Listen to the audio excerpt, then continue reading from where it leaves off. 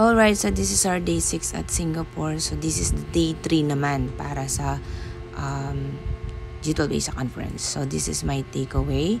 The response of the Antioch. They respond immediately, they respond radically, and they respond in faith. So kapag tinawag talaga tayo ni Lord, so we need to respond immediately, radically, no? And talagang dapat with faith talaga. Kasi maraming gagawin si Lord sa atin.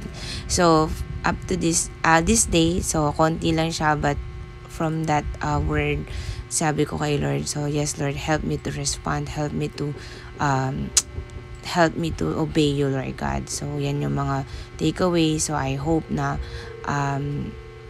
na-inspire kayo for this little time of video ko for this day 3 of G12 Asia Conference. Yan yung mga place kung saan yung mga bata. So I'm praying nga talaga na magkaroon tayo ng ganitong convention sa Pilipinas kasi napaka convenient talaga niya, and we know we can do it kasi kung nagawa nila, magagawa din natin. So okay, so I hope na bless ka for today and continue to be a blessing because we are the light of this world. We will continue to light for the glory of God. God bless. Says, blessed is the man